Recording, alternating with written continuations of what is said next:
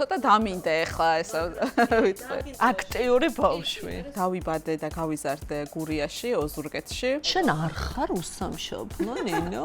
ლექს ვამბობ ოჯახის წინაშე. მეორე დღეს დაიქცეოდა ხოლმე სამასწავლებლად. საიდან მოაფიქრდა ახლა ეს? და ვინმე მხუარა თქმევინ. წინ ვიხედები, ვიდრე უკან. არ ვარ მტირალა, ცოტა ხნის წინ ძველ ტელეფონში აღმოვაჩინე. თითქმის ყველა პერიოდი ჩემთვის არც ისე მარტივი არ ყოფილა. აი საქართველოსდან ვიყავით ძალიან შორს. ერთხელაც უბრალოდ ავდექი და წამოვედი მახსოვს. შენ რაღაცნაირად შეგიძლია ჯავშანში ჩაჯდე? მე ვერ მოვახერხე, მაინც ბოლომდე გამემიჯნა საქმე ჩემი პირადი ემოციებისგან. რაღაც ირა, იკო და რაღაც გიო. ხატა? ახლა ინგლისს კეთება ვიცი სხვათა შორის. შეიძლება მე გაიზარდოს და მე თქვას რომ აი იქ მაშინ რაღაცა მჭირდებოდა და შენ ვერ შეამჩნია. გენერალური დაალაგება გაქვს ხოლმე. მაგრამ ამაზე საჯარო საუბარი არ მინდა. როგორ ფიქრობ, რაშია ცხოვრების აზრი? ოი.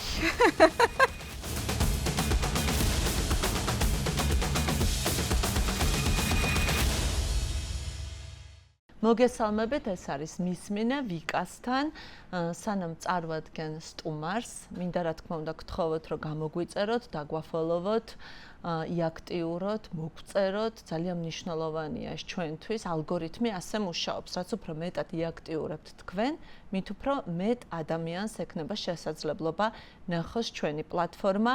ჩვენ ვართ როგორც YouTube-ზე, ვართ Facebook-ზე, Instagram-ზე, TikTok-ზე. ყველგან ვართ, სადაც კი შეიძლება დღეს იყო.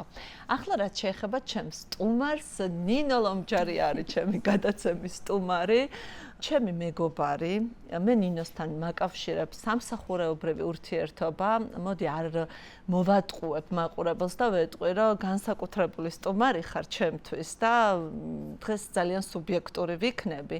და ჩემი დღევანდელი მიზანი არის, რომ სულ სხვა ნინო ლომჯარია დავანახო ადამიანებს, იმიტომ რომ ბევრისთვის შეიძლება არ იყოს ცნობილი ის დეტალები, რომელიც ჩვენს ყოველდღიურობაში ხდება.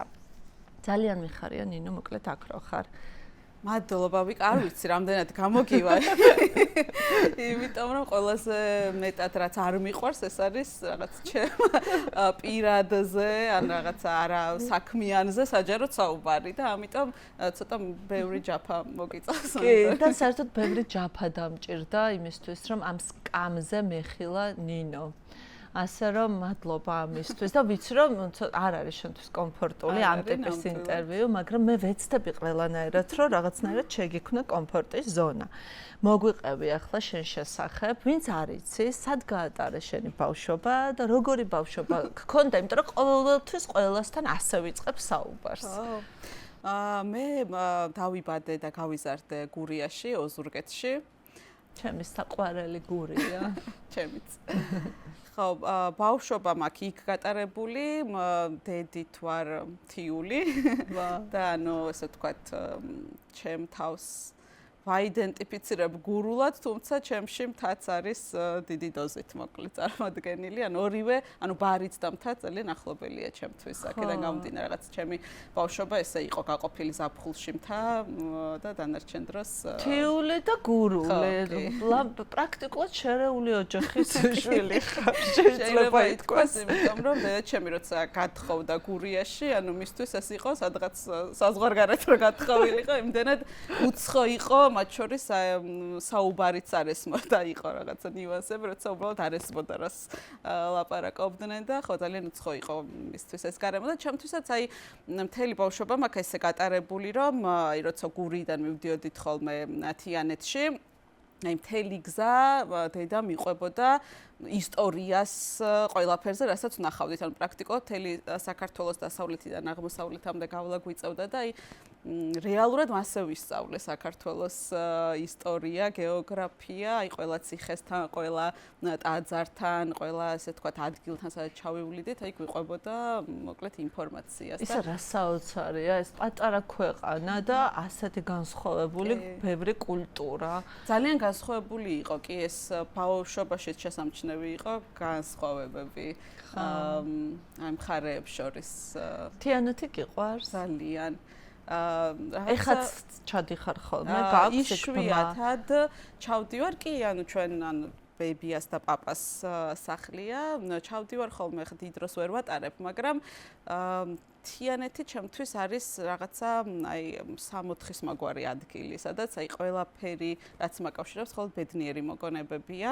ნუ როგორც ყველა ბავშვისთვის ალბათ ხო, სადაც საფხულს ატარებენ, ის არის ყველაზე ბედნიერი მოგონება. ასეთია ჩვენთვის გურია, სადაც მართლა მთელ ბავშვობას ვატარებდი სამეგრელოში და გურიაში. მეგონა რომ არ იყო ეს რეალური. იმდენად ბედნიერი ვიყავი, რომ იმეგონა რომ ეს ყველაფერი არ არის რეალური. თან მართლა ძალიან ლამაზია თიანეთი. ძალიან ლამაზია, კი, აი მთას კიდე სხვა ხიბლი აქვს. გიყვარს მთაში ყოფნა, იმიტომ რომ ხშირად მსმენი არსებობენ ზღვის ადამიანები და მთის ადამიანები. ორივე მიყვარს. წყალი და ზღვა ძალიან მიყვარს, აუცილებლად უნდა წავიდე წელიწადში ერთხელ მაინც და ძალიან მიყვარს ასევე ორივეს მიმართ მაქვს ძალიან ესეთი სიყვარული და მიზიდულობა.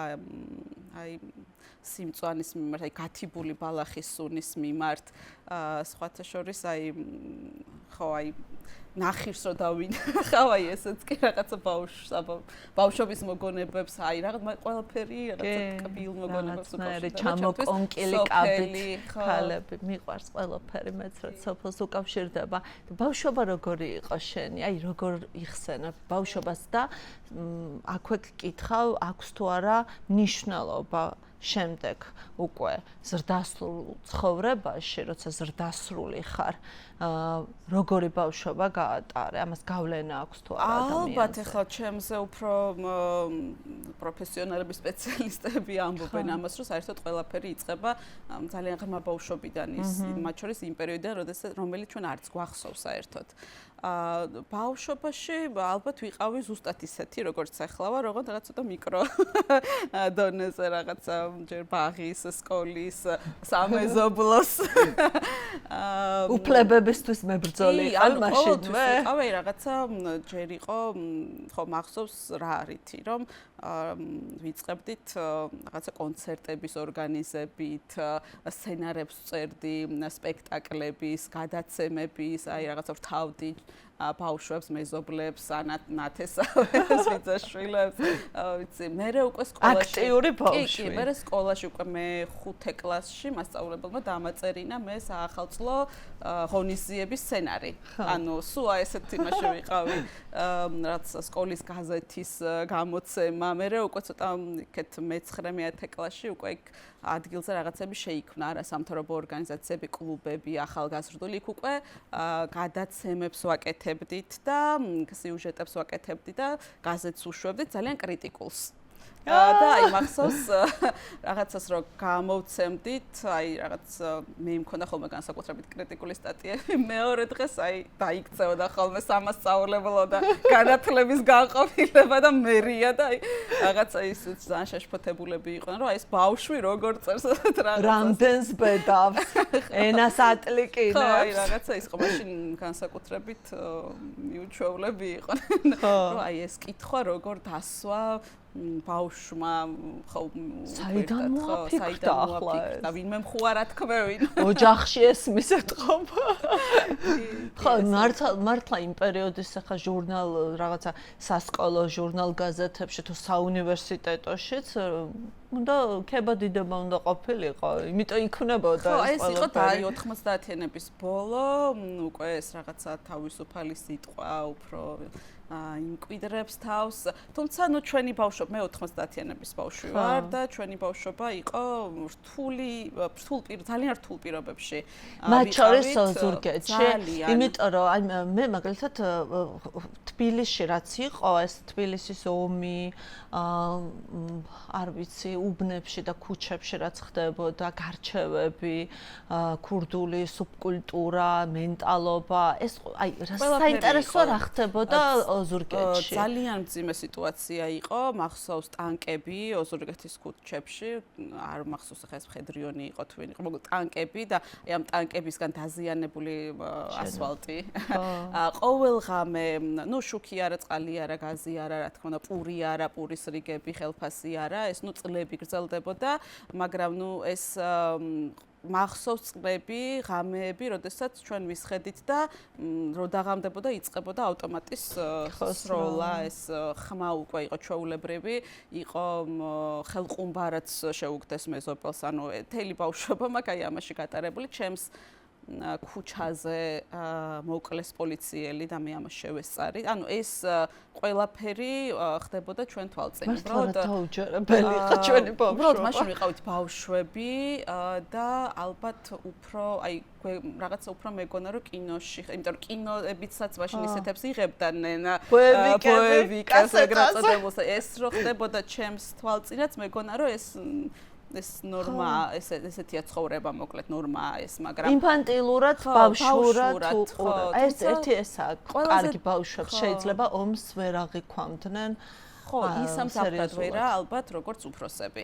თუმცა მახსოვს შიში, მახსოვს ფორმიანი, ანუ სამხედრო ფორმიანი ადამიანების შიში, იარაღის ხმის შიში, ძალიან დიდხანს გამყვა და ის ხოთ შორის განსხვავება რაც იყო, აი თიანეთში რომ მივდიოდი ზაფხულში, ანუ ვიჯექი ხოლმე კართან რომ მოსაღამოვდებოდა, უნდა ჩამეკეტა ეს კარი და იქ არ კეტავდნენ კარს, იმიტომ როგორც ჩანს იქ არ იყო ესეთი მდგომარეობა და იმ მახსოვს ჩემი ქცევა განსხვავებული იყო იქაური ბავშვების ქცევისგან, იმიტომ რომ მე მეგონა რომ დაღამდებოდა კარი უნდა ჩაგვეკეტა და საშიში იყო მოკლედ გარეთ გასვლა. მოკლედ შვიდობიან ზონაში გადადიოდი და მოხულიგნო ეპიზოდები გქონდა, მშობლები დაუბარებია ჩემ გამო? არ მქონია მოხულიგნო ეპიზოდები. ზოგადად ჩვენ ხო სკოლაშიც ყველაზე რთული აი რა ჩემთვის იყო სკოლის პირობები, ანუ ვციოდა, სულ მახსოვს რომ სკოლაში რომ ვიყავით, ვციოდა. ვისხედით ქუდით, ხელთათმანი წერდით, რომ დაგვეწერა საკონტროლო წერა ხელთათმანები. აი სულ აი ეს იყო რომ ინფრასტრუქტურა არ იყო, ამის გამო არ ტარდებოდა სპორტული გაკვეთილები, არ იყო რაღაცა წრეები, არ იყო ბევრი შესაძლებლობა არც ფიზიკური განვით, არც სპორტისთვის, არც აი რაღაცა რო გაინტერესებ ბავშვს, როგორც ბავშვს რამის მიმართ რო ქონდა დაინტერესებულად, არანაირი შესაძლებლობა არ იყო არც ცურვის, არც არ ვიცი რაღაცა სპორტული ნებისმიერ მიმართულებით, ხო? პიანინოზე არ დადიოდი, არ მჯერა, რაც ქართულ ცეკვაზე ცივლიდი შენ ახლა. კი, დავდიოდი 7 წლები მაქვს დავტოვებული. აუ, ერთხელ მახსოვს, შენ მითხარი ასეთი რამე, რომ საბჭოთა განათლება, იცი როგორი იყო, ინგლისურზე ვსაუბრობდით და ანუ ძალიან ბევრი წელი რო სწავლობო და მაინც რო ვერ სწავლობო ინგლისური. ისე გასწავლიდნენ ინას, რომ 11 წელი სწავლობდი და ვერ ლაპარაკობდი. ანუ ისე გასწავლიდნენ, რომ ვერ გელაპარაკა. ალბათ იმიტომ იყო, რომ არ იყო ინგლისურის სწავლა გათვლილი იმისთვის, რომ საბჭოთა მოქალაქეს ინგლისელთან ელაპარაკა. თუმცა შენ წახვედი ამერიკაში და ამ ეპიზოდამდეც მივალ, მაგრამ აი პირველი მოგონება რა არის ბავშვობიდან? აი რაც აი სულ პატარა ნინო რას საკეთებს, რას შვება? რას ვაკეთებ და ალბათ ლექს ვამბობ ოჯახის წინაშე, მოკლედ რაღაცა ოჯახი რომ რაღაც ტაშს გიკრავს და შენ რაღაცა ლექს ამბობ შუა წრეში დგეხარ და ამაზე იცინიან და ხუმრობ. ისე მკაცრი მშობლები იყვნენ შენი მშობლები, ნინოს ყავს არაჩვეულებრივი მშობლები. არაჩვეულებრივი მამა და დედა. მე დედას უფრო ვიცნობ და მოკითხვა მას აქედან. არ წარმომიდგენია, რომ დედა შენი იყო მკაცრი. მკაცრი რას ქვია? იყო ალბათ კი, ანუ ხო, მამა არა, დედა უფრო იყო მომთხოვნი, კი, მკაცრიც ალბათ შედარებითია, მაგრამ დედა ჩემი პედაგოგი იყო და შესაბამისად ეს თვისებები აღზრდაშიც და ერთ სკოლაში იყავთ, ანუ და ეს რაღაცნაირად იყო ხელის შემშლელი ფაქტორი თუ პირიქით არ იყო ხელშემწყობი. ხელშემწყობი იყო, რა თქმა უნდა, იმიტომ რომ როდესაც კოლეგა, ანუ დედა არის მასწავლებელი იმ სკოლაში, რა თქმა უნდა, ჩემთვის ის პედაგოგები იყვნენ დედა ჩემის მეგობრები. უფრო და შესაბამისად ჩემ მიმართაც უფრო ისეთი დამოკიდებულება იყო, რა თქმა უნდა, განსხვავებული.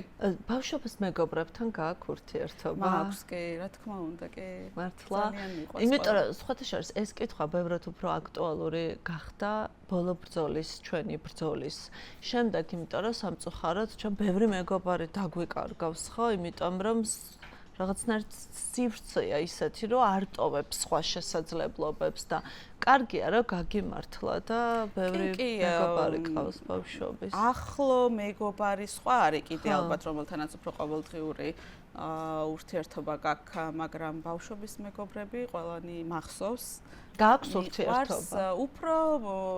უფრო სოციალური ქსელებით ალბათ და ყოველთვის გრძნობ მათ გვერდში დგომას, სადაც არ უნდა იყვნენ ისინი. რა კარგია. და ისე სენტიმენტალური ხარ?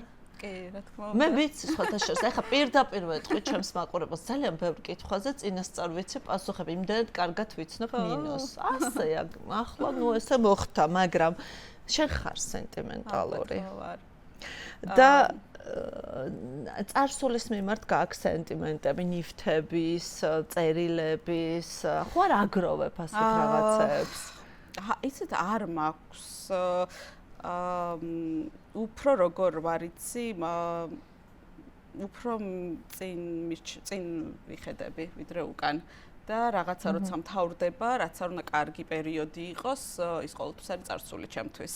ეს ძალიან მნიშვნელოვანი არის. ერთადერთი რაზეც მქონდა, ეხლა რაღაც ცოტა ხნის წინ ძველ ტელეფონში აღმოვაჩინე შემთხვევით, რომ ჩემი შვილების ძალიან პატარაობის ვიდეოები იყვნენ, თვითონ ჩაუწერიათ. და ერთმანეთს უღებდნენ და რაღაცა ვითომ ინტერვიუებს იღებდნენ თუ რაღაცა და აი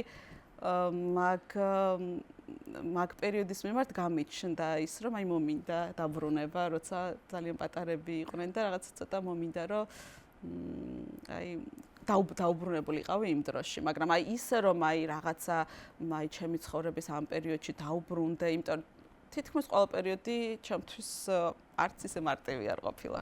ხო, სხვათა შორის სირთულეები ახლავს ყველა პერიოდს, წარმატებაც, მაგრამ არც მარტივი არ ყოფილა არც ერთი პერიოდი ჩემი ცხოვრების, ამიტომ დიდად ის მაქვს რომ სადღაც და ბავშვობაში ალბათ უფრო ხო, ბავშვობის მიმართ შეიძლება ხო, კი.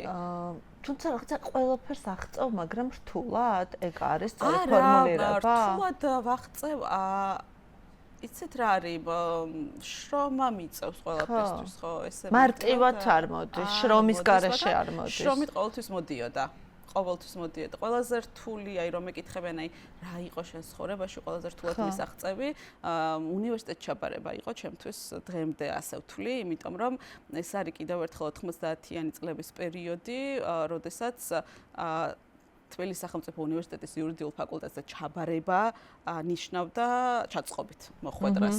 ნუ ალბათ 90% ასე იყო, ან უნდა მომზადებულიყავი, ან ფული უნდა გადაგეხადა, ან ნაცნობი უნდა ყოლო და ნუ მით უმეტეს მე, როდესაც ხო, ნუ რაცა რაიონში ვემზადებოდი და ვიცოდი, ჩემს გარშემო ესე ხდებოდა, ხო, ანუ თაობები ჰქონდათ პრობლემები იქ მოხვედრის აი ეს უსამართლობის განცდა მქონდა და ძალიან ბევრი ვიმეცადინე, ძალიან ბევრი ვიშრომე იმისათვის, რომ რაც იყო სტანდარტი, იმაზე გაცილებით მაღალი მზაობა მქონოდა.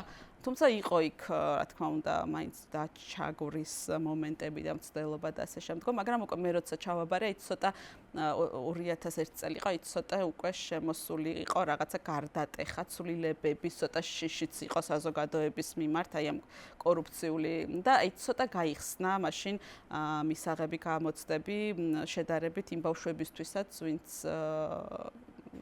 ვინც მართლა ძალიან კარგ შედეგებს აჩვენებდნენ. ძალიან კარგად მესმის, რასაც ამბობ, იმიტომ რომ ზუსტად იმ წელს ჩავაბარე უნივერსიტეტში მეც. და აი ეს რომ, აი სულ მახსოვს რომ გვეუბნებოდნენ რომ მარტო რომ კარგად იცი რაღაც არ არის საკმარისი, უფრო მეტი უნდა იცოდე. მე რა რომ ეს არის რაღაცა პროგრამულად, რაც იცი, ის არ არის საკმარისი. შენ უუბნებოდნენ რომ ანუ სადაბარებ, აი აქვაპირე და გაგიცინებთ რომ ანუ საწყალი ბავშვი რამხელა იმედგაცრუება ელოდება. სხვათა შორის აი არ მიფიქრი ამაზე, ხა დამაფიქრე რომ მართლა ყველაზე რთული იყო უნივერსიტეტში ჩაბარება. აი რამდენი რამე გამოვიარეთ მაგის მერე და ეს იყო ყველაზე რაღაც დაუძლეველი ამბავი. აი ეჯახებოდი ისეთ სისტემას, რომელიც იყო აწლეულები აუღებელი. და რა ვიცი ამ პერიოდს შევადარებდი რაღაცა ტყვეთა გაყიდვის რაღაცა პერიოდსაც კი, იმიტომ რომ მგონია რომ ამ პერიოდში საქართველოში ხდებოდა ახალგაზრდების მომავლით ვაჭრობა, ანუ საქართველოს მომავლით ვაჭრობა და ახალგაზრდების გონებით და შესაძლებლობით ვაჭრობა. რა ვიცი, ეს არის უდიდესი დანაშაული იყო ჩადენილი საქართველოს წინაშე, ჩემი აზრით, იმიტომ რომ ძალიან ბევრ ნიჭიერ ადამიანს დაუნგრიეს ფსიქიკა ახალგაზრდას და რაღაცა უცოდინრობა იყო წახალისებული, რაც შემდეგ უკვე ძალიან ბევრ დარგშიც აისახებოდა, ხო? უცოდინრობა იყო დაფასებული პირდაპირ გაგებით, ფასი ქონდა. მე მახსოვს კიდევაც რაღაცა $20,000 თუ რაღაც აი ისეთი თანხები, რომელიც არ ვიცი, რაღაცნაირად სიზმრა. ჩემთანაც იყვნენ ბავშვები, რომლებიც უკვე მე რომ დაუმეგობრდით, ამაზე ღიად საუბრობდნენ ფასებზე, სად მოხდა რო გვისოთ ახში როგორ რანაირად ამაზე საუბრები იყო. ამიტომ ხო აი მაინც ვფიქრობ რომ აი ეგ იყო ყველაზე რთული. მაგრამ მაინც გავაკეთე. ხო, მაინც გავაკეთე და ამერიკაშიც ისწავლე. ეს უკვე მოგვიანებით. მოგვიანებით, ხო. მე სხვათა შორის ძალიან დიდხანს მეგონა რომ ფლექსით იყავი წასული ამერიკაში და მე გავიგე უკვე რომ შენ გაცვლითი პროგრამით ისა მაგისტრატურით იყავი ამერიკაში. ამაზეც მინდა ვისაუბროთ. სხვათა შორის წეგან რომ ახსენე რომ სენტიმენტალური ხარ თუ არა, რო გკითხე და მე რო ვიცი რომ შენ ხარ სენტიმენტალური, ხე გეტყვი საიდან ვიცი. რატო ვიცი ეს ამბავი? იმიტომ რომ მე ვიცი რომ ამერიკაში შენი ყოფნა არ იყო მარტივი შენთვის. მოგიყოლია ჩემთვის რომ ეს იყო ძალიან სტრესული ამბავი შენთვის და მინდა რომ ეს მომიყვე. იმიტომ რომ ბევრმა ეს არ იცის. ვფიქრობ რომ რაღაც ქართველებს არ ვიცი სხვა ერებში როგორ არის, მაგრამ გვახასიათებს ეს ცოტა ნოსტალგიურობა სამშობლოს მიმართ და განსაკუთრებით ალბათ მძაფრად არის ეს შეგრძნებები, როდესაც აი უფრო პირველ წლებში ხარ იწყებ ქვეყნიდან გასვლას. მე შეიძლება ეხლა რაღაც აწლეულები რომ მოგზაურობ და ასე შემდგომ ეს შეგრძნებები რაღაც იცი რომ დაბრუნდები ქვეყანაში და ასე უფრო ნაკლებად არის სიმძაფრით, მაგრამ ჩემთვის ძალიან რთული იყო. ჯერთ იმიტომ რომ შვილი მყავდა უკვე პატარა კატო რამხელა იყო? კატო იყო 3 წლის იყო კატო. როცა წავედით ძალიან რთული იყო ემოციურად და გარდა ამისა მოვხვდი სრულიად უცხო გარემოში. კარგ გარემოში რა თქმა უნდა, მაგრამ ჩემთვის ყველაფერი იყო უცხო, იმიტომ რომ მაშინ საქართველოში არ იყო ის თუნდაც თანამედროვე ტექნოლოგიების სწავლის თანამედროვე მეთოდები, ელექტრონული რაღაცა არ ვიცი მონაცემთა ბაზები, ისიც კი არ ვიცოდი ავტობუსში რო ავიდოდი, აი როგორ ეს ბარათი სად უნდა მიგედო, ანუ ეს არ იყო ჩვენთან ჯერ აი. ანუ ბევრად უფრო დიდი კონტრასტი იყო მაშინ რომ მიდიოდი, ვიდრე ეხლა რომ მიდიან ახლა ესეა. მაშინ ძალიან დიდი კონტრასტი იყო, თან უფრო ცოტა სხვანაირ ცხოვრებასაც ვიყავი შეჩვეული, იქ სრულიად დამოუკიდებლად მომიწია, აბსოლუტურად აი ჩადიხარ და გეუბნებიან რომ ეხლა შენ უნდა იშოვო ყველაფერი მოკლედ რა. ბინას ყველაფერი დარეგისტრირე და იქა და ეს საქართველოში ესეთი არ იყო ჩვენი სტუდენტური ცხოვრება. და იქ თქვათ იმ სტუდენტებისთვის რაც იყო ნორმა და ანუ მათი რაღაც ყოველდღიურობა, არ ვიცი, შემთთვის ეს ყველაფერი ახსიახლე იყო. ესე დამატებით სტრესი იყო, მაგრამ ყველაზე მეტად გამიჭირდა შორს ყოფნის ახკმა, რომ აი საქართველოდან ვიყავი ძალიან შორს. აი ეს დისტანცია იყო, ხო, აი ჩემთვის მაშინ ეს იყო ძალიან რთული, რომ მეგონა რომ ძალიან შორს ვარ სამშობლოსგან და რომელ შტატში იყო? მისურის შტატში, სენტ-ლუისში, ვაშინგტონის უნივერსიტეტში ვსწავლობდი. და ხო აი მახსოვს რომ აი ყველაფრის მიმართ ქონდა სენტიმენტები, აი რაღაცა ისეთ ბალახს რომ ნახავდი რა ჩემ ეზოში მოდიოდა, ანუ ის რაღაცა იმის მიმართ, ისეთი ყვავილის მიმართ. აი ხო, ძალიან მენატრებოდა და ერთხელაც უბრალოდ ავდექი და წამოვედი მახსოვს რაღაცა შუა სწავლაში. მიუხედავად იმისა, რომ ვიცოდი რომ შეიძლება ამას ქონოდა შედეგები, იმიტომ რომ იქ ძალიან მკაცრად კონტროლდებოდა გაცდენაც, წასვლაც, ამოსვლა, ძალიან მკაცრი რეჟიმი. რა თქმა უნდა დაუბრუნდი, მაგრამ იმას ვამბობ, რომ აი რაღაცა მომენტში უცებ თქვი რომ მე ხა უნდა წავიდე უკან და ჩამოვედი, მოვინახულე რაღაცა მოიცა შენ არ ხარ უსამშობლო, ნინო? წარმოუდგენელი, ხო. ძალიან საინტერესოა ეს ეპიზოდი შენი ცხოვრების, რომ ძალიან ხშირად ყვები ხოლმე ამას. ნუ უბრალოდ ჩვენთან და ძალიან მინდოდა რომ სხვებსაც ცოდნოდა. და ვინ არის შენს ცხოვრებაში ყველაზე მნიშვნელოვანი ადამიანი, ვინც რაღაცნაირად დიდი კვალი დაამჩნია შენს ხასიათს, შენს ცხოვრებას, საერთოდ ყავს ასეთი? მე ვფიქრობ, რომ დედაა. კი. დედა არის იმიტომ რომ ხო, ანუ კიდევ ერთხელ ან დედა ჩემის აღზრდა იყო ამგვარი, რომ ის ძალიან ბევრს გვიკითხავდა, ძალიან ბევრს გვიყვებოდა, ძალიან ბევრს გველაპარაკებოდა, გვასწავლიდა, ან რა ვიცი, ხამე ვიძინებდით მაგალითად, რა ვიცი, მუხრან მაჭავარიანის ლექსზე, ან ლადო ასათიანის დედაც რომანტიკული პერსონაა, ეგ გიორგი ლეონიძე, ეგზიუპერი, რა ვიცი, აი ხო, სულ აი რაღაცა ლიტერატურაში და პოეზიაში ვიძინებდით. დედა შენს ეტყობა, იმიტომ რომ მე მახსოვს ვაზინანიშვილი და აი სულ რაღაცებს გვიკითხავდა, აი ლექსებს, მოთხრობებს გვიყვებოდა და ხასიათის, ანუ მე არ ვგევარ დედას ხასიათით, ძალიან განსხვავებულები ვართ. მაგრამ ვფიქრობ, რომ ხო რაღაცა შტრიხების ჩამოყალიბებაში ის დამეხმარა. ის მართლა სენტიმენტალურია დედა შენი. ერთ შეხვედრაზე მახსოვს, ძალიან კარგი ხალხი იყო ამ შეხვედრაზე, ცნობილი საოპერო მომღერლები, ვისაც კი რამე დიდებული გაუკეთებია ამ ქვეყნის კულტურისთვის. ყველა იყო თავმოყრილი საჯარო ბიბლიოთეკაში, ეროვნულ ბიბლიოთეკაში შენი შეხვედრა იყო და მე მოვკარი თვალი დედაშენს, რომელიც ცრემლიანი თვალებით უყურებდა ამ ხალხს და თქვა რომ მიუხედავად ყველაფრისაო, ესეთი რამე მითხრა, მიუხედავად ყველაფრისაო, რაც ხდებაო დღესო, ისეთ ბედნიერებას მანიჭებსო, აი ასეთი ხალხის იქ-ყოფნაო და მე მივხვდი რომ ძალიან სენტიმენტალურია, იმიტომ რომ გულაჩუყებული იყო, შენ თლად ეგეთი სენტიმენტალური არ ხარ. შენ შეიძლება შეიძლება არ გამოხატავ, მაგრამ ძალიან ძლიერი ადამიანი ხარ ჩემთვის. პირველ რიგში ეს შთაბეჭდილება მრჩება შენზე, იმიტომ რომ არ არის მარტივი იმას, რასაც შენ გადიხარ და არ არის ხანდახან ვფიქრობ, რომ ნეტა ეს რომ არაფერი მას არ ეხება, აი ეს თუნდაც ეს ტროლების და ბოტების არმია, პროპაგანდა, რაღაცნაირად კი, ხანდახან არის ხოლმე რომ ადამიანები ვართ, მაგრამ შენ რაღაცნაირად შეგიძლია ჯავშანში ჩაჯდე. არ მიფიქრი ამაზე. და არაფერი არ გაიკარო, იმიტომ რომ მე მგონია რომ სიმართლე გვაძლიერებს ჩვენ.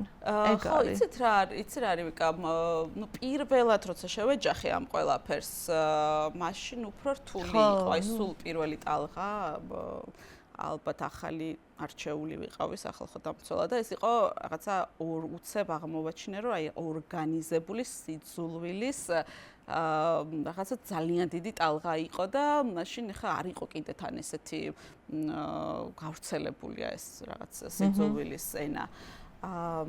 ეხა უკვე ვიცი ვინ იყვნენ ეს ადამიანები, ვინ იდგნენ მათ უკან, რა ჯგუფები იყვნენ და მაშინ ცოტა დავიბენი რაღაც პერიოდი. მე მგონია ეგ ეხმარება, რომ იცი. ეხლა უკვე ვიცი და რა მეხმარება იცი ყველაზე მეტად, რომ მე ქუჩაში დავდივარ, ხალხი მხვდება, ანუ და ძალიან ბევრს უყვარ ხარ, მატერიალურ განწყობას და ვერანაირად ვერ შემიქმნის Facebook-ზე და ფულ გადახდილი თუ რაღაცა თუნდაც პოლიტიკურად ანგაჟირებული ადამიანების თუ ტროლბოტების სიძულვილი წარმოდგენას რეალურად ახდება. კი ბატონო. ნინო, შენი შვილების ბავშვობა და შენი ბავშვობა მინდა რომ შეადარო.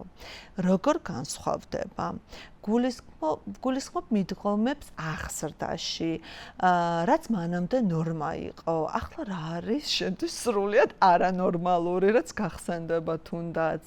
რასაც ჩემი მშობლები გეუბნებოდნენ, არის ისეთი რამ, რასაც შენ არასოდეს არ ეტყვი, შენ შულს. იმიტომ კი არა, რომ ისინი გულს გტკენდნენ, უბრალოდ არ იცოდნენ რა. ეხლა მე მახსენდება დედაჩემის ყველა ნათქვამი, რომელსაც ეხლა თვითონაც სხვათა შორის ვერ ვაჯერებ, რომ ამას მეუბნებოდა, იმიტომ რომ ჩვენ მშობლები შეიცვალნენ თითქოს. აი, არ ვიცი, არ მახსენდება ეგეთი რამ, რომ აი რაღაცა ისეც მეუბნებოდნენ მშობლები, რასაც არ ვეტყვი ჩემ შვილებს, პირიქით რაც რო გადის, ვატყობ ჩემს მსგავსებას მშობლებთან, იმიტომ რომ აი სულ რომ მიკვირდა, რომ აი რატო ნერვიულობს დედა, როცა ვაგვიანებთ, ან ზღვაზე ვარ წასული, ან რაღაცა რა მოხდა, კაცო ჩავალთ, ვიცურავებ, დაუბრუნდებით, ან საღამოს გვიან დაუბრუნება სახში, რატო არის ესეც სანერვიულო? ეხლა აი ჩემმა შვილები უკვე იმას აქში არიან, რომ ცოტა დამოუკიდებლად დაიწყეს, ხან გვიან დაბრუნება და ასე შემდეგ. აი ძალიანაც ნერვიულობ და ძალიანაც თურმე ძალიანაც ნერვიულო ყოფილად. და როგორი დედა ხარ, უფრო დედა თუ დედა მეგობარი? უფრო ალბათ დედა. ხო, ამოდი სახში, ანუ შეიძლება უცებ რომ ვიღაცამ ნაცნობი ხმა გაიგონოს აივნიდან, რომ ნინო ლომჯარია კივის, რომ ამოდით ახლა სახში სუპი უნდა ჭამოთ. ჩემ შემთხვევაში პირიქით რომ გადით სახლიდან.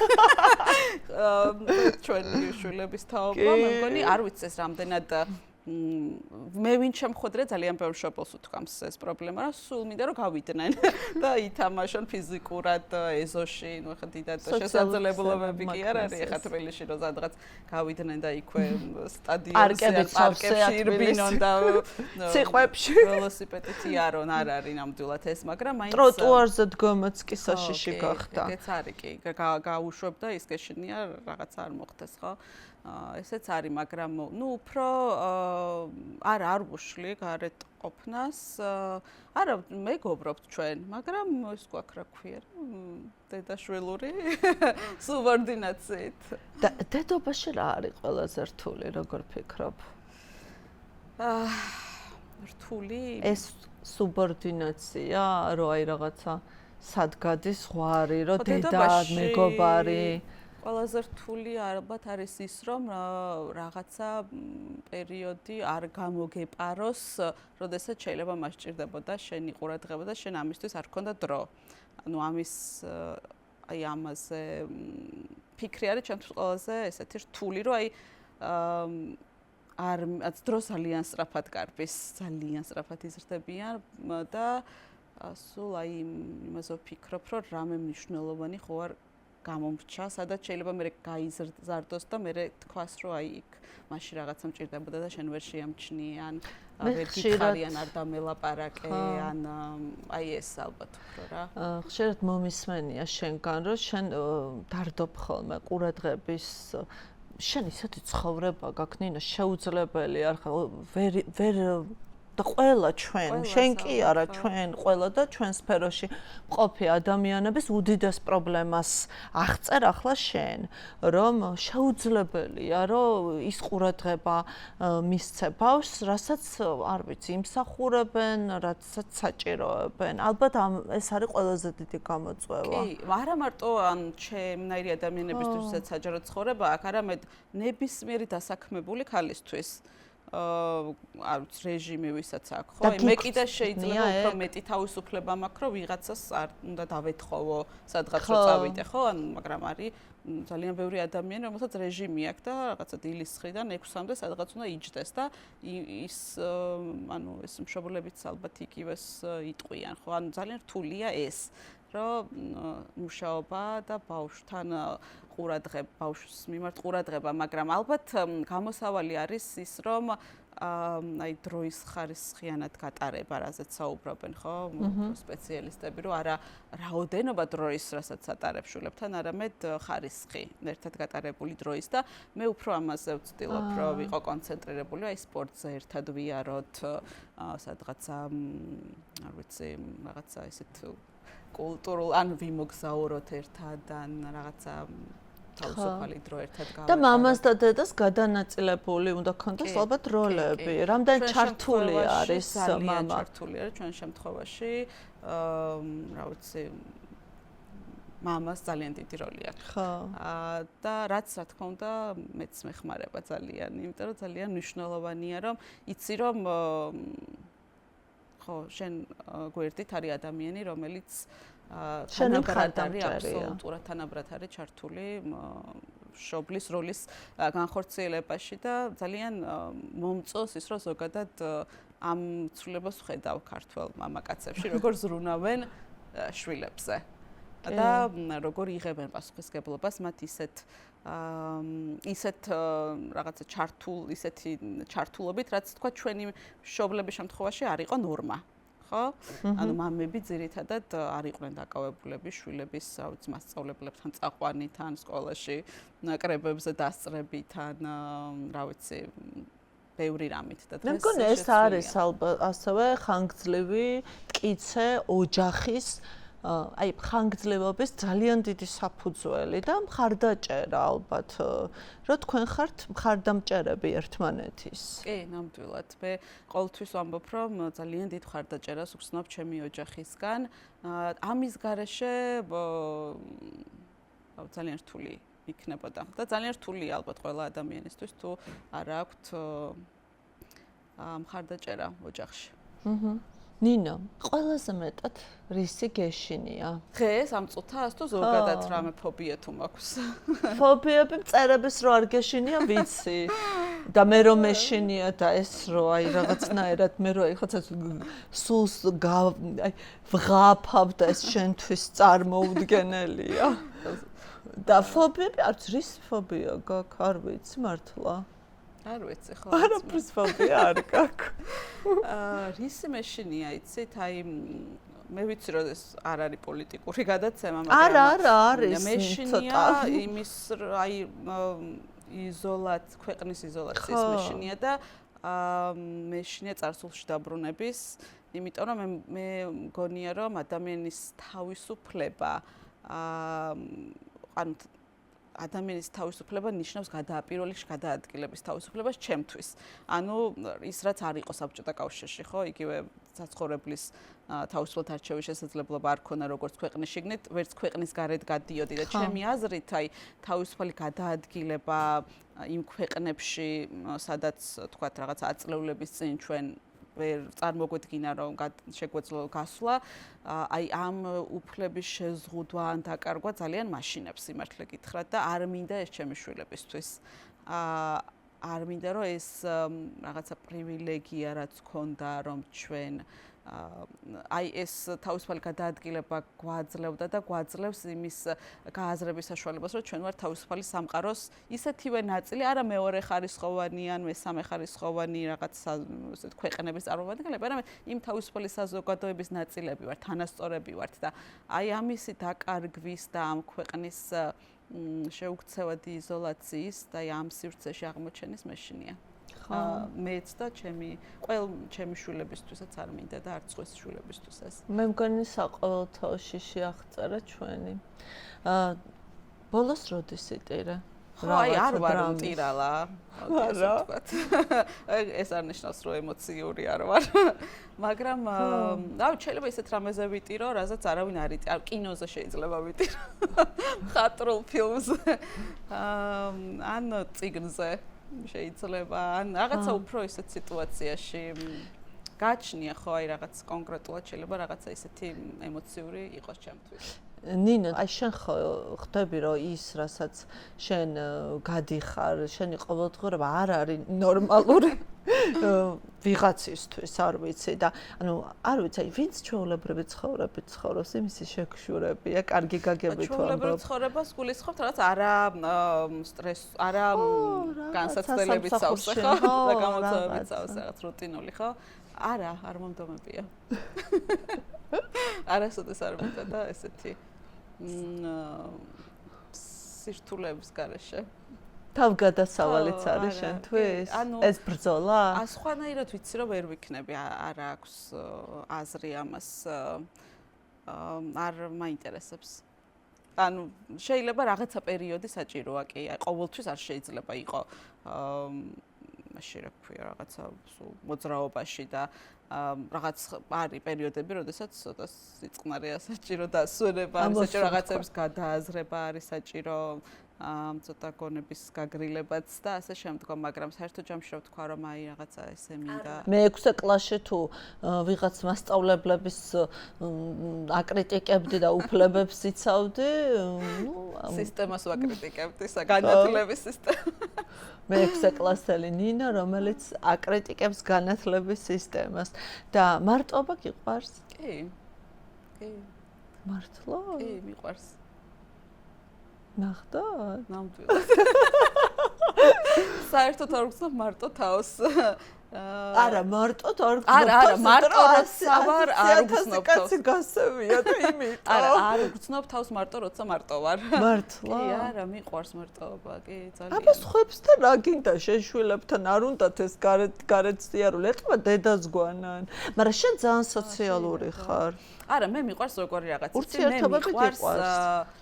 ყველაფერს რო თავისი დრო აქვს. ზოგადად ყველაფერში მიყვარს ეს, ანუ მუშაობაც მიყვარს, მაგრამ უნდა დავისვენო კიდევაც. ანუ ეს აი ყველაფერი გადაჭარბებული არ მიყვარს რა. მათ შორის მიყვარს ძალიან სოციალიზაცია, ადამიანებთან ურთიერთობა მიყვარს, ადამიანები მიყვარს, მაგრამ მიყვარს საკუთარი თავისთვის დროც უნდა მქონდეს და განმარტოებაც. და რა ხდება მაშინ განმარტოებული ნინო რას ხდება? შეიძლება არც არაფერი არ ხდება და უბრალოდ ფიქრობ რაღაცაზე ან სკროლავ ან ტელევიზორს ვუყურებ, ან ვხატავ, შეიძლება ვხატო. ხატავ. ნუ ახლა ეს ხატვარი არ ვარ დიდი ტალანტი არ მაქვს, მაგრამ მე მართლა პირველად გავიგე რომ შეხატავ. ой, არა, კი. ანუ ხატავ საღებავებით და ამბებით. რაც მომხვდება. და გაქვს ნახატები? რა მაქვს. არ არსებობს. ახლა გავიგე რომ გამოვაჩინო და გამოფენა გავაკეთო, მაგრამ ან თერაპიულად მიყვარს კი. განსაკუთრებით აი ჩემთვის ყველაზე დიდ შთაბეჭდილებას ახდენს გალერიები. სამხატვრო რაღაც გამოფენებზე წასვლა იქ რაღაცა დათვალიერება და სახლში რომ მოვდივარ, თქვა ძირითადად საზღვარგარეთ ხდება აქაც, რა თქმა უნდა, სახლში რომ მოვდივარ, აი მინდება მაშინ განსაკუთრებით რომ რაღაცა რა თვისებას შეცვლიდი საკუთარ თავში? რაღაცეები არის რაც არ მომწონს, მაგრამ ამაზე საჯარო საუბარი არ მინდა. იმიტომ რაღაცა რაც არ მოგწონს შენ თავში. არ უნდა გააგებინოს. ეს არ უნდა თქვა საჯაროდ, ესე მგონია, რა ვიცი. ან არ იქნები გულწრფელი. კაი. მაგრამ რა თქმა უნდა არის რაღაცები, რასაც შევცვლი. ახლა მაინტერესებს შენთვის ყველაზე მძიმე პერიოდი ფიზიკურად კი არა, არამედ აი ემოციურად რომელი პერიოდი იყო? რთული პერიოდები მქონია. ყველაზე მძიმე ალბათ აი მაინც იყო რუსული კანონის ინიციირების პერიოდი. იმიტომ რომ მაშინ მოხდა ყველა ჩემი ქვეცნობიერი შიშის რეალიზაცია, ამ თვალებში ჩავხედე ამ შიშის რეალიზაციას, იმიტომ რომ აი ყოველთვის მთელი ცხოვრება მაშინებდა ეს 37 წლები, რეპრესიები, მაშინ ანუ ნებისმიერ ქვეყნის ისტორიაში რეპრესიები, მაშინებდა ადამიანების სტიგმატიზება და აი განსაკუთრებით სულ მქონდა ეს განცდა, რომ აი როგორ მოხდა საქართველოში ადამიანების საზოგადოება დაიყო აგენტებად და შემდეგ ეს ადამიანები რა დაასმინეს ახლობლებმა და რანაირად მოხდა საზოგადოების პოლიტიკის გამო ამ დონეზე გახლეჩა და სულ მეგონა რომ ეს არასოდეს არ განმეორდებოდა საქართველოში და აი ამას რომ ვუყურებდი რომ ჩემ თვალწინ ახალგაზრდა ადამიანები, ნუ პოლიტიკოსებს გულისხმობა დეპუტატებს გულისხმობდა, რა ვიცი, პოლიტიკურად აქტიურ ადამიანებს, ვინც ამას ხარს უჭერდა. ანუ დაუფარავად ამბობდნენ, რომ და მზად იყვნენ, რომ ხმა მიეცათ კანონისთვის, რომელიც მის თუნდაც ყოფილ მეგობარს, ყოფილ ნაცნობს, ან რა ვიცი, კოლეგას, მის თანამოქალაქეს მზად იყო, რომ მისთვის დაებრალებინა, რომ ის იყო აგენტი. იმიტომ რომ ამ კანონის მიღების მიზანი ხო ეს იყო ადამიანების გარიყვა, ანუ როგორც აგენტების მიუღებელი ადამიანების. და რაც მოხდა ხო რუსეთში მოხდა ეს ბელორუსში მოხდა და სხვა ქვეყნებში მოხდა და აი ამას რომ უყურებდით ჩემ თვალწინ როგორ ხდებოდა იგივე ისტორიის გამეორება რაც გაიარა საქართველოს ეს იყო ძალიან ემოციურად იყო ძალიან მძიმე იმიტომ რომ ვერ ვიჯერებდი რომ აი ადამიანებს ვისაც ვიცნობდი ხმას აძლევდნენ კანონს რომ ჩემნაირი ადამიანები გამოეცხადებინათ აგენტებად უცხო ქვეყნის აგენტებად და ეს იყო ძალიან მძიმე, მაგრამ ეს ყველაფერი ანუ იმიტომ მიყვარს ეს ქვეყანა და ეს ხალხი, რომ საზოგადოებამ არ მიიღო ეს იარლიყი. ანუ არ მიუხედავად იმისა, რომ მთელი ქალაქი იყო მოფენილი ჩვენი ფოტოებით, რომ ვიყავით აგენტები, ესეთები, ისეთები, რა ვიცი, წლები კამპანია იყო, რა ვიცი, დღემდე გრძელდება ეს ყველაფერი. ხო, აი საზოგადოებამ არ მიიღო ეს რა, არ დაგარქვა აგენტი. ანუ ეს იგრძნობა ქუჩაში, რო გადიხარ, ანუ ეს ვერ მოახვიეს თავს. მასას გულისხმობ, არ ვიცი, ხო ვიღაცა ძალიან გულანთებული შეიძლება იყოს. ხალხის დამსახურებაა თუ დააკლო პროპაგანდა, პლაკატი და ბანერი. მე ვფიქრობ, რომ ჩვენ გვაქვს ისტორიული გამოცდილება ამისი. და საზოგადოებას ეს ისტორიული მეხსიერება აქვს. საბედნიეროდ ქონდა ასევე თავისუფლების წლებიც, მათ შორის საგანმანათლებლო სფეროშიც ისწავლებოდა როგორ მოხდა ხო ჩვენთვის ათაყვანებელი ადამიანების, კულტურის, ხელოვნების სფეროს წარმომადგენლების ესე თქვა იარლიყების მიწებება და შემდეგ რა დაემართა ამ ადამიანებს და მე ვფიქრობ ეს არ მიიღო საზოგადოებამ რომ 21 საუკუნეში გაემეორებინათ ის რაც გააკეთეს მე-20 საუკუნეში და აქ დაუშვეს შეცდომა, რომ ჩვენი ტრამვები არ გვაქვს მოშუშებული როგორც საზოგადოებას. და ღირჭრილობა არიან ხო ადამიანები, არ ვიცი, მათ შორის ამ სექტორშიც ხო ვისი აგენტებად გამოცხადებაც უნდათ, რომლებსაც რა ვიცი, ბაბუები ყავდათ რეპრესირებულები და ოჯახები, ანუ ადამიანებმა ეს საკუთარ ტკივილად მიიღეს, იმიტომ რომ ძალიან ბევრი ადამიანი შეეხო ეს. არ ვიცი, მართლა არ იმუშავა არ იმუშავა, არა, ხალხი ციხეში წავიდა იმის გამო, რომ ეს კანონი არ მიიღოთ და რა ვიცი, აწამეს ამის გამო ადამიანები და დაწამლეს და რა ვიცი, უბედურებები აკეთეს, ხო? ანუ არ მიიღო ეს საზოგადოებამ და ეს არის ის რაც აძლიერებს პირადად. ხო, რო დაუბრუნდეთ აი ამ სირთულეებს იცით რა არის, აი კიდევ ერთხელ რა, იხა მეც რო გამომიკრეს ეს პლაკატები ჩემი სახლის კედლებზე და დამიხატეს და დამიწერეს და ასე შემდგომ აი სანამ ჩამოვედი და ვნახე მეზობლებს უკვე ქონდათ მოშორებული, მე არც მინახავს.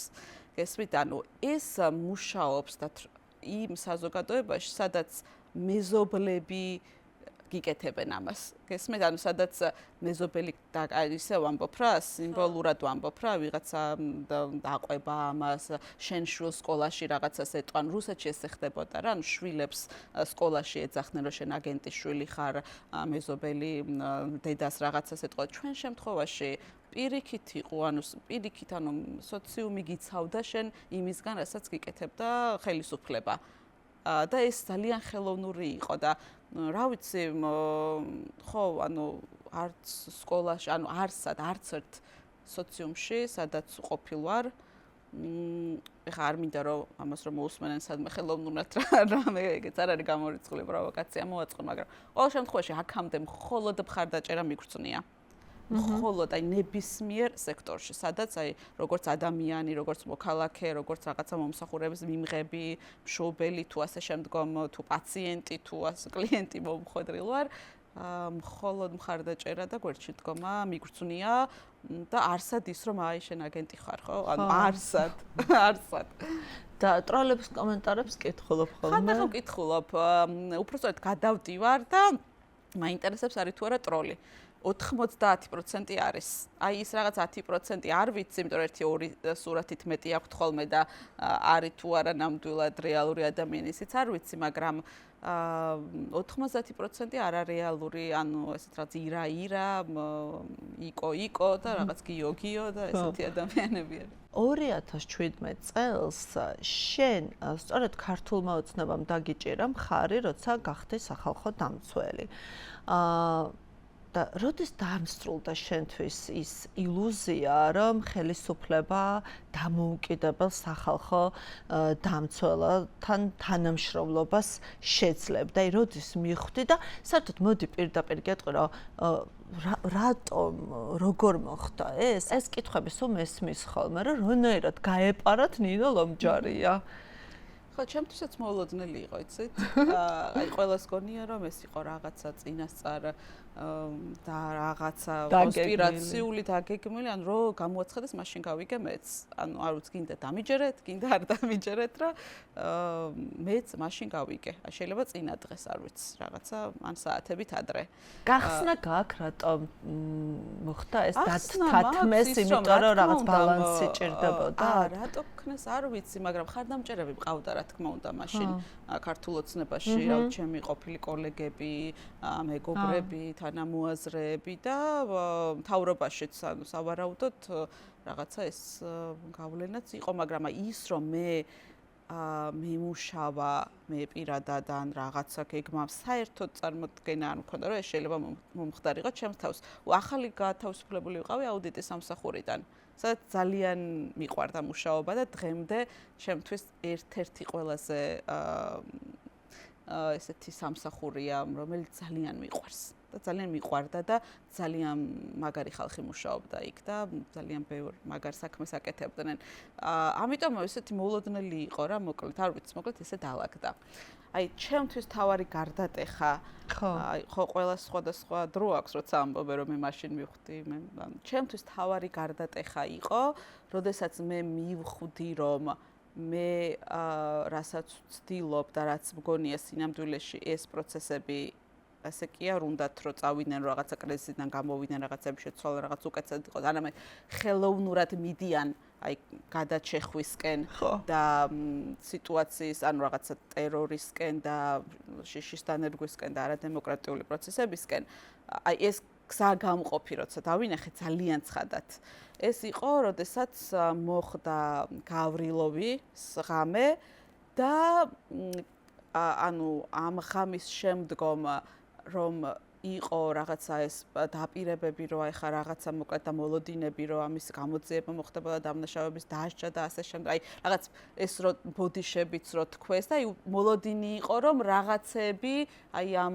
ძიმე ამბების გამო შეიცვლებოდა და გამოსწორდებოდა და ამ დროს უცებ ადგნა და დაიწყეს აქციის მონაწილეების დაჭერა. ნუ ეს იყო ჩემთვის სიგნალი, რომ არანაირი შემთხვევითობა იქ არ ყოფილა, არანაირი ბოდიში და ეს რა დაგვემართა არ ყოფილა, ანუ ძალიან შეგნებულად მოხდა და ისინი მიდიან არა სიტუაციის განმოხტვისკენ ან რაღაცის გამოსწორების, თუნდაც რაღაცა ფორმალური მცდელობისკენ, არამედ მათ უნდა ტერორი. და აი რაღაცა საჩვენებლად დასაჯეს ადამიანები, რომლებმაც გააპროტესტა გავრილოვის კი ბატონო. სახალხო დამცველის პერიოდს რო დაუბრუნდეთ, როგორ გახსენდება ეს პერიოდი? რამდენად მნიშვნელოვანი არის ზოგადად ეს ინსტიტუცია ქვეყნისთვის? ძალიან რთული პერიოდი იყო რა, აი ყველანაირად ემოციურად, ფიზიკურად, ანუ ფიზიკური გამძლეობაც უნდა და იმ ყველაფერს. იმიტომ რომ რა ვიცი, ყველგან უნდა ყოფილიყავი ფიზიკურად მისულიყავი, რაღაცა რო ხდებოდა ეს მოლოდინიც იყო და მეც ესეთი დამოკიდებულება მქონდა ხო, ეს რაღაც საზღვრისპირა იქნებოდა, თბილისი იქნებოდა რეგიონი, ანუ ფიზიკურად ძალიან ბევრი, მოკლედ ფიზიკური გამძლეობაც გჭირდება. ძალიან ბევრი საკითხავი იყო, მაგალითად, ვიცი, ანგარიშები, რომელიც, რა ვიცი, ათობით იწერებოდა წელიწადში, რამდენჯერმე უნდა წაგეკითხა, ჩაგესწორებინა, ნაწლიური ანგარიშს მე პირადად ვკითხულობდი, რამდენჯერმე ვასწორებდი. ანუ ძალიან გონებრივი და ფიზიკური დატვირთვა იყო, პლუს, რა თქმა უნდა, ემოციური, იმიტომ რომ ჩემთვის მე ვერ მოვახერხე მაინც ბოლომდე გამემიჯნა აი რაღაცა საქმე ჩემი პირადი ემოციებისგან რა, ანუ როდესაც დაზარალებულს ამ მსხვერპლს ხვდებოდი, ჩემზე გადმოდიოდა ეს მის მდგომარეობას შევდიოდი ადამიანურად. და ეს ამდენი ცუდად ყოფი ადამიანის განცდის გაზიარებაც ძალიან რთული იყო ერთი ადამიანისთვის. და ზოგადად გონია, რომ ერთი კაცისთვის იყო ასეთი რთული ქვეყნის სახალხო დამცველი, არის ძალიან დიდი ტვირთი. იმიტომ რომ ის გააზრებაც, რომ ერთი ადამიანი, ეს არის მაინც ერთი ადამიანის ინსტიტუტი. და ერთი ადამიანი ხარ ის, ვინც ამ ქვეყნის, ასე ვთქვათ, ყველა სევდაზე და პრობლემაზე შენი სადარდებელია ყველა ადამიანის, ასე ვთქვათ, რაღაცა გაჭირვება, რაღაცა უსამართლობა, ჩაგვრა და ასე შემდგომ. ჯერ ამის გააზრება ძალიან ესეთი არა დიდი პასუხისმგებლობაა და აი ვერ შეძლებ, ფიზიკურად ვერ შეძლებ, რომ ყველაფერს გააწვდე, ან უნდა რაღაცა ბოლომდე დაიხარჯო. რომ შეგიშვან ახლა იმ კაბინეტში რა სიზამთე? არ ვიცი, აი ეგ თანამდებობაც არის ის, აი რომ დავიწყოთ საუბარი, სადაც რომ გამოვედი, დავასრულე. ანუ ეს არ მაქვს ფიქრები, რომ აი ხა მე რო იქ ვიყო, რას ვიზამდი, ანუ ის პერიოდი მე რაც შემეძლო ერთ ადამიანს მაქსიმალურად აი არაფერი არ დამიზოგავს, არც ჩემი ჯანმრთელობა, არც ჩემი ემოციები, არც რაღაცა თუნდაც შვილების ინტერესი ან პირადი ინტერესი, ანუ ყველაფერი დავდე, არც უსაფრთხოება, ყველაფერი გავრისკე, ყველაფერი ჩავდე ამაში და მე მგონია რომ ვალი მოვიხადე, როგორც ვიღაცას მოწონს, ვიღაცას არ მოწონს. მე ჩემთვის ყველაზე დიდი შიში იყო ის, რომ არ გასულიყო დრო და რაღაც არ გამომპარვოდა ჩემი სახალხო დამცველობის პერიოდში, რომ აი რაღაცა დროის მერე ვინმეს არ ეთქვა, რომ აი ეს როგორ გამოეპარა, როგორ მოხდა, რომ ამ დროს ხდებოდა ეს და ის არ ყვიროდა ამას, ან ვერ შეამჩნია, ან ვერ დაწერა, ან ვერ ილაპარაკა. აი ამის შიში მქონდა სულ, რომ რამე სადმე არ გამომეპაროს. ყველაზე დიდი იმედგაცრუება რა იყო იმ წლებში? იმ წლებში იმედგაცრუება? აი ეგ იყო, რაც მოგიყევი. იმიტომ რომ აი რაღაცა მაინც საწყის პერიოდში მქონდა იმისი, მე ასეთი წარმოდგენა მქონდა, რომ კი, ბევრი რაღაც არ მომწონდა თავიდანვე, არც მანამდე არ მომწონდა, სანამ გავხდებოდი არც მერე, მაგრამ აი მაინც მქონდა ეს წარმოდგენა, რომ რაღაცა შეცდომებს უშვებენ, რაღაცა, კი, იქაც ჭრელია საზოგადო, ანუ თვითონ პარტია და ვიღაცა ესეთია, ვიღაცა ისეთია, მაგრამ საბოლოო ჯამში რაღაცას მაინც ცდილობენ, რომ რაღაცა გამოასწორონ და აი იმედგაცრუება იყო ის, როდესაც მივხვდი, რომ არაფერს არ ცდილობენ საერთოდ არაფერი, პირიქით, აი ამ გზით სვლა არის სტრატეგია. და იყო გადაწყვეტილება, რომელიც დღეს არ მიგაჩნია სწორედ შენ პერსონალურ გადაწყვეტილებას გულისხმობ. უფრო ალბათ იყო რაღაცა უფრო ნიუანსები რა, ის რაღაცა სტრატეგიული არ გახსენდება. ზოგადად ვიკა ძალიან ბევრს ფიქრობდი ყველა გადაწყვეტილებაზე, ყველა განცხადებაზე, ყველა ქმედებაზე, ანუ თუ რამეს თვლი დღეს შეცდომას, იმაზეც ნაფიქრი მაქვს თავის დროზე და არჩევანი მაქვს გაკეთებული, რომ არა, მაინც ჯობია რომ ისე გავაკეთო.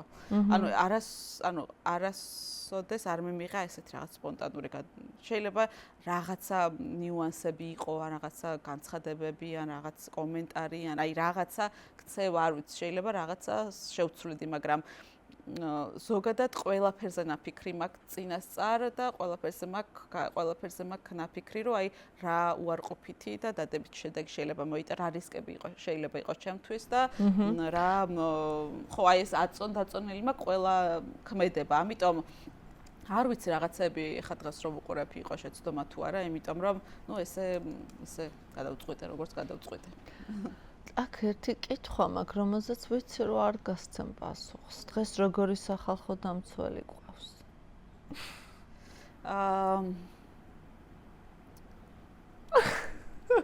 პაუზა რაღაცა. იცი რა არის, მე რა თქმა უნდა მაქვს ჩემი პასუხი ამაზე, მაგრამ მგონია რომ სხვა რომ ისმენს ახლა მე მაინც ისი ფიქრებს რომ მე რაღაცა სუბიექტური ვარ ამ შეფასებაში და რაღაცა პირადი ან ესეთი მე უფრო კარგი ვიყავი. ხო, მამოძრავებს რაღაცა პირადი ამბავი ან წყენა, არ ვიცი რაღაცა და არ მინდა რომ ეს ვინმე მიფიქროს. ანუ არ რაცა ამიტომ იკავებ ხოლმე თავს, რომ ადამიანებმა შეიძლება იფიქრონ რომ მაინც აი ხო არ არის ლამაზი მოკეთესად. და აი მაგ პერიოდში შენ თქვი რა აი ფიზიკური, მენტალური, ემოციური რესურსი იხარჯებოდა. სახლში როგორ იყავი, რას აკეთებდი? არ წარმომიდგენე, როგორ ის დიასახლისი ხარ ნინო?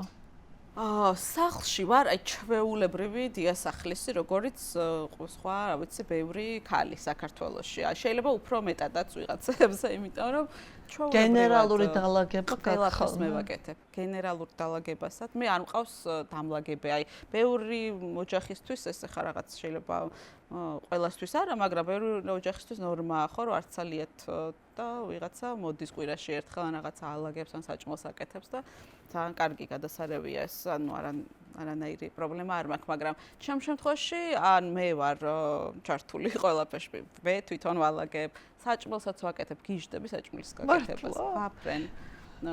ჩემთვის არის თერაპია, ძალიან მიყვარს. რას აკეთებ ხოლმე? უფრო ტრადიციული კერძები გეზიდა? არა, ტრადიციული კერძები და საცივი, ხინკლის კეთება ვიცხოთ შორის ხა ჩემი. ახლა დედას გოგო ხარ. მიდან გამომდინარე ხო, წარმოშობიდან, მაგრამ არა, უფრო მეტად მე მიყვარს ჯანსაღი-კვება. კი. აი და უფრო მეტად ესეთი რაღაცა სალათი, რაღაცა გრილზე გაკეთებული რაღაცები, მოკლედ ჯანსაღი, უფრო ვცდილობ, რომ და არა პროტესტობენ ბავშვები?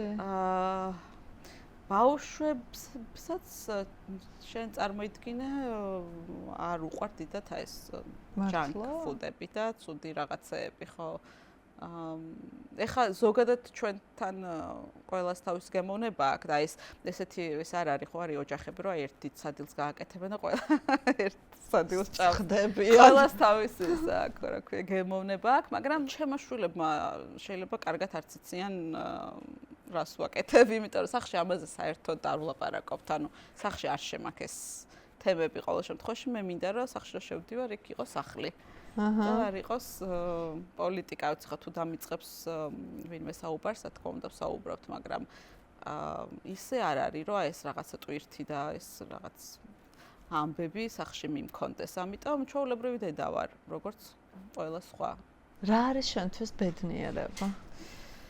ბედნიერება არის უნარი, რომ შეიგრძნო ბედნიერება. შეგრძნება ამისი, იმიტომ რომ შეიძლება გაქვს და ვერ გრძნო. ხო, იმიტომ რომ აი არ არსებობს ადამიანი არც ერთ მონაკვეთში ცხოვრების, აი ბავშვობაშიც კი, ხო? ბავშვობაში ჩვენი პრობლემები გვაქვს, ბავშვური დარდები, ბავშვური პრობლემა. ან არსებობს პერიოდი ადამიანის ცხოვრებაში, როცა მას არ აქვს სადარდებელი ან საზრუნავი ან რაღაცა პრობლემა, ხო? მაგრამ არის მაინც რაღაცა მონაკვეთები შენ ცხოვრებაში, როდესაც მაინც შეგიძლია რომ ისი ამონო აი ამ მომენტით, ხო? ან ეს ყველა ადამიანისთვის შეიძლება სხვადასხვა იყოს, ხო? ზოგისთვის რაღაც დროს მარტოობა დილის ყავა იყოს, ზოგისთვის რაღაცა მზის ამოსვლა იყოს, ზოგისთვის ზღვაზე წასვლა იყოს, ზოგისთვის შვილებთან ერთად ყოფნა იყოს, ზოგისთვის შვილები რომ დაიძინებენ. ჩემთვის ეგ არის პერიოდი, ზოგისთვის ბედნიერება არის უნარი, შეიგრძნო წვრილმანებისგან ბედნიერება და იყო ამითი ბედნიერი. იმიტომ რომ აი ესეთი რაღაცა ცხოვრებაში ძალიან იშვიათად მოხდება, რომ აი რაღაცა ბედნიერებისგან თავბროდ დაგეხოს, ხო შეიძლება ეს იყოს შვილის გაჩენა, ან რაღაცა არ ვიცი, პირველი სიყვარული, ან არ ვიცი რა შეიძლება იყოს ეს, ან რაღაც ოლიმპიური ოქროს მოგება, რაღაცა ესეთი ხო ეს. აი არ არის ყოველდღიურობა ადამიანის ცხოვრებაში, ამიტომ რაღაცა ხო ესე წვრილმანებისგან ჩემთვის მე მაგალითად აი ყავის სუნი პირველი ყავისუნი მაბედნიერებს კი მიყვარს. რა კარგია. რაც ესე წვრილმანებისგან, ხო? სწორია. და შენთვის ყველაზე კარგი განტვირთვა რა არის? ცურვა. ხო, და საერთოდ სპორტით აქტიურად ხარ დაკავებული? ვცდილობ, ეხლა რაღაც თქვათ სპორტსმენივით ვერ ვარ, მაგრამ ვანაცვლებ, შეიძლება ეს იყოს ჯიმი, შეიძლება ეს იყოს საცურავ აუზი, შეიძლება ეს იყოს სხვა სპორტი, ტენისი, ჩოგბურთი, ან რაღაცა სხვა. აი სულ ვცდილობ, რომ ან შეიძლება რაღაც პერიოდი უბრალოდ ფეხით დავდივარ. ანუ ვანაცვლებ სხვადასხვა სახის აქტივობას ფიზიკურ. როგორ ფიქრობ, რაშია ცხოვრების აზრი? ოი.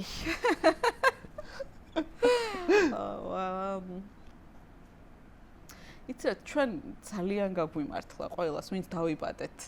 ამ სამყაროში ძალიან გაგვიმართლა, რომ დავიბადეთ.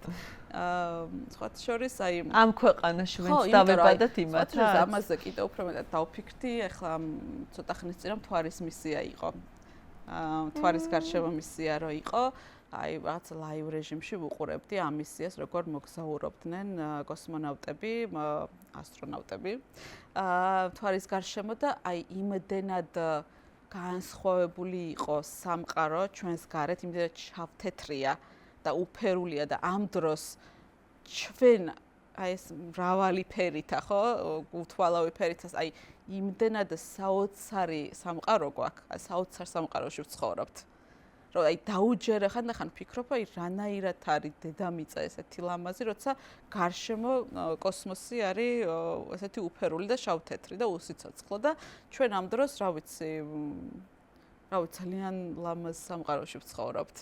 ამიტომ სიამოვნება ალბათ და ვიყოთ მადლიერები, რომ ვართ და მე ვფიქრობ, რომ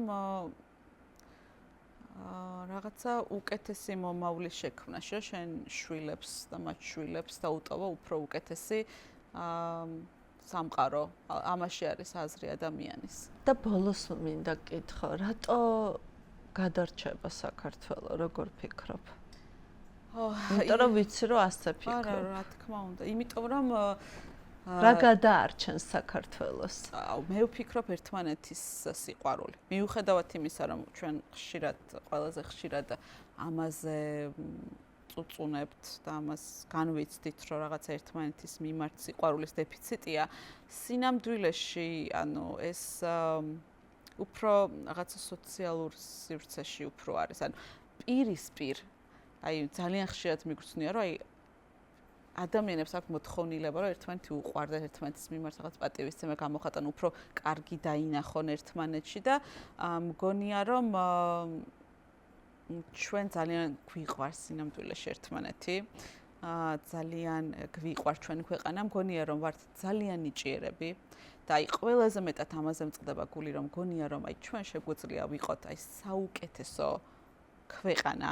აი ყველა სფეროში შეგვიძლია ვიყოთ ძალიან პროგრესულები, აი მართლა რომ მთელი, რა ვიცი, სოფლიოსთვის შეგვიძლია რომ ვიყოთ რაღაც სამაგალითო ბევრი მიმართულებით და უბრალოდ რაღაც აი გვჭირდება ამისთვის რაღაცა კონსოლიდაცია, აი ეროვნული ენერგიის პოზიტივისკენ მიმართვა. არა ერთმანეთის საწინააღმდეგოდ მიმართვა, არამედ უბრალოდ რაღაც გავაერთიანოთ ეს ენერგია და სწორი მიმართულებით მივმართოთ განვითარებისკენ და პროგრესისკენ და როცა ის მოხდება, მე მგონია, რომ ჩვენ აი გავანგრევთ ყველა ბარიერს და ყველა საზღვარს და ყველა დაბრკოლებას, აი დარწმუნებული ვარ. ეს იქნება რაღაც ძალიან დიდი პოზიტიური ენერგია.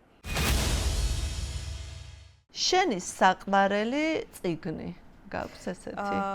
აი ხშირად მიფიქრია, რომ აი ხო შეიძლება სადმე დამისვენენ შეკითხვა და რაღაცა პასუხი მქონდეს მზად და მაინც ყველა აი ავერ მოვიტყვებ, ყველა საყვარელი წიგნები არიან ბავშვობის წიგნები. ასტრიდ ლინდგრენის წიგნები არის დღემდე ჩემთვის ყველაზე, იმიტომ რომ ყველაზე მძაფრი პოზიტიური ემოცია მაკავშირებს ამ წიგნებთან. მუსიკა, რომელსაც მანქანაში რთავ? რადიოს უსმენ ხოლმე და ყველანაირ რაღაცა რადიოში რაც გადის, ხან შეიძლება ქართულები იყოს, ხან შეიძლება იყოს რაღაცა 90-იანი წლების მუსიკა მიყვარს, აი ჩვენი თინეიჯერობის პერიოდის მუსიკა. Spice Girls-ი ხოლმე ჩართული. აი გიშდები Spice Girls. ჩართული არ მაქვს რადიოში რაც გადის იმას უსმენ ხოლმე. რა არის შენი ყველაზე დიდი ირაციონალური შიში?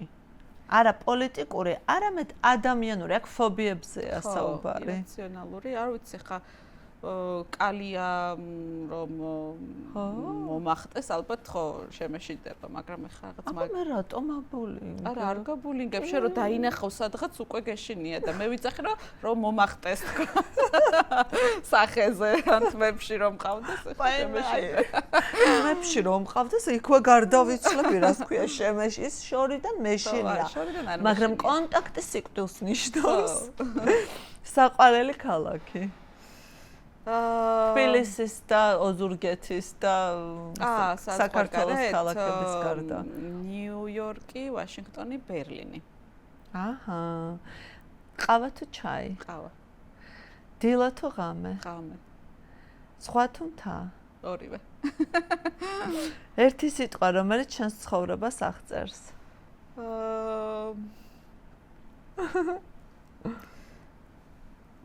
არ მინდა თქვა. კარგი. მე უნდა გათქვევინო, როცა მთავრდება. თუ გექნებოდა შესაძლებლობა შეხვდე 18 წლის ნინო ლომჯარიას, რას ეტყოდი მას და რისგან დაიცავდი? არ ვიცი რას ვეტყოდი. მიაწექი. გააგრძელე მასე ვეტყოდი. ძალიან დიდი მადლობა ნინო ამ ინტერვიუსთვის. მადლობა რომ დამთანხმდი, იმიტომ რომ ვიცი რომ არ არის ეს ის ფორმატი, სადაც შენ კომფორტულად ცოტა დამინდა ეხლა ეს. მაგრამ კი, დაგინდა, მაგრამ არა, მე ახლა უნდა ითქვა სიმართლე. შენ კი არ დაგინდა, ჩემი ფორმატი არის აი ესეთი რა, ანუ რაღაცნაირად ყოველთვის ყველას ვცდილობ რომ აქ შეუქმნა კომფორტის ზონა. ეს არ არის hard talk-ი და მე აქ არავის არ ვეკამათები. მაქვს ხოლმე ასთა სხვადასხვაობა ხალხთან, მაგრამ შენთან იმიტომ ვარ. შენს გუნჩიც იმიტომ ვარ, რომ ბევრ რამეს ვუყურებთ ერთნაირად და არაფერი არ არის ამაში უცნაური, როცა გისმენ და გეთანხმები ბევრ რამეში. და მადლობა ყველაფრისთვის. შენ მოწვევისთვის. მადლობა შენ. მოკლედ ნინო ლომჯარია იყო ჩვენი გადაცემის სტუმარი. მე გემშვიდობებით შემდეგ შეხვედრამდე.